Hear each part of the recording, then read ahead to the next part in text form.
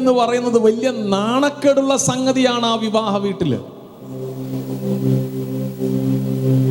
വലിയ നാണക്കേട്, ചെറുതൊന്നുമല്ല. ഒന്നുകൂടെ പറഞ്ഞാൽ ചിലപ്പോൾ ആത്മഹത്യ വരെ ചെയ്യാൻ സാധ്യതയുള്ള മാനഹാനിയുടെ സമയമാണ്, അല്ലേ?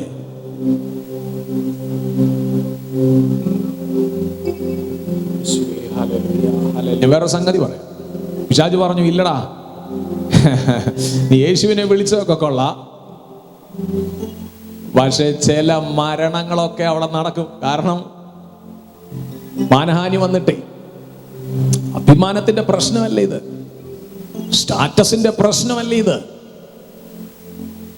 ആത്മഹത്യയൊക്കെ ആ വീട്ടിൽ, ചിലതിനെയൊക്കെ ഞാൻ എന്ത് ചെയ്യും, ആ വീട്ടിൽ കൊല്ലും. പിശാച് അങ്ങനെയല്ല പറയുന്നത്. പിശാച് വന്നത് എന്തിനാണ്? അറക്കാനും മുടിക്കാനും മോഷ്ടിക്കാനും കൊല്ലാനുമായിട്ട് പിശാച് വന്നു. എന്നാൽ ഈ ഭൂമിയിലേക്ക് വേറെ ഒരുവൻ വന്നു. ഹല്ലേലൂയ. കൊല്ലാൻ സാധ്യതയുള്ളവനെ, മരണത്തിലേക്ക് പോകുന്നവനെ, ആത്മഹത്യയുടെ വാക്കിൽ നിൽക്കുന്നവനെ, ഹല്ലേലൂയ, വീട്ടുകാർ എഴുതി തള്ളിയവനെ, അവൻ കുടുംബത്തിൽ നിന്ന് പുറത്താക്കിയവനെ എല്ലാം ചേർത്ത് പിടിക്കുന്ന അവൻ സ്നേഹനിധിയായ ഒരുവൻ, ജീവൻ നൽകുന്ന ഒരുവൻ, മരണത്തിന്റെ മേൽ അധികാരമുള്ള ഒരുവൻ ആ വീട്ടിലുണ്ട്. അവന്റെ പേരാണ് യേശു.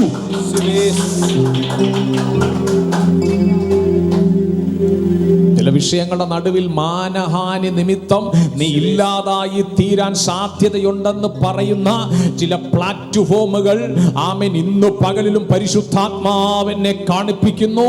എന്നാൽ ആത്മാവിന് അതിനകത്ത് ഇടപെടാനുണ്ട്. നിന്റെ ജീവന് ഹാനി വരാൻ അനുവദിക്കാതെ ആമേൻ നിന്റെ മേൽ ആയുസ്സിനെ ദൈർഘിപ്പിച്ച് സ്വർഗത്തിലെ ദൈവം നിന്നെ നടത്താൻ ആമേൻ നിന്നോട് കൂടെ ഒരുവനുണ്ട്. അവൻ നിന്റെ ജീവിതത്തിലേക്ക് വന്നവനാണ്. അവന്റെ പേരാണ് യേശു. നിന്റെ വീട്ടിൽ മരണം നടന്നു കാണാൻ ആഗ്രഹിച്ചവരുടെ മുൻപിൽ നിന്റെ സാഹചര്യത്തെ തിരുത്തുന്ന, നിന്നെ സ്നേഹിക്കുന്ന ഒരു യേശു. ആമേൻ. ഹല്ലേലൂയ. ഞാൻ കർത്താവിന് നന്ദിയോടെ സ്തോത്രം ചെയ്യുകയാണ്.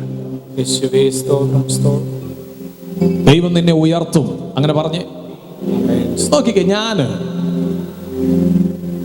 ഈ ഒന്നും ഇല്ലാത്ത സമയത്ത് ഞാൻ ഇത് തന്നെ പറയും, ദൈവം നിന്നെ ഉയർത്തും, അല്ലേ? ദൈവം എന്നെ ഉയർത്തും. പക്ഷെ അവിടെ ദൈവം ഇങ്ങനെ പതുക്കെ പതുക്കെ എന്ത് ചെയ്യാൻ തുടങ്ങി?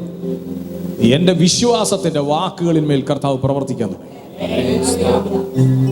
വലിയ പുള്ളിയായിട്ടൊന്നുമല്ല ഞാൻ നിൽക്കുന്നത്, പക്ഷെ എനിക്ക് ഇപ്പോഴും അറിയാം ഇനിയും ചിലതിലേക്ക് പ്രവേശിക്കാനുണ്ട്, ഇനിയും ചില കാര്യങ്ങൾ പ്രാപിക്കാനുണ്ട്. പക്ഷെ വിശ്വാസത്തിന്റെ വാക്ക് ഞാൻ പറഞ്ഞുകൊണ്ടേയിരിക്കും. പിശാചിന്റെ മുൻപിൽ വിശ്വാസത്തിന്റെ വാക്ക് പറഞ്ഞുകൊണ്ടേയിരിക്കും. കാരണം യേശു എനിക്കുണ്ടെന്ന് ഞാൻ പ്രഖ്യാപിച്ചുകൊണ്ടിരിക്കും. അത് വെറുതെ പറയുന്നതല്ല. യേശു പറഞ്ഞിട്ടുണ്ട്, കുഞ്ഞെ, ഞാൻ നിന്റെ കൂടെ ലോക അവസാനത്തോളം എല്ലാ നാളും നിന്റെ കൂടെ ഉണ്ട്.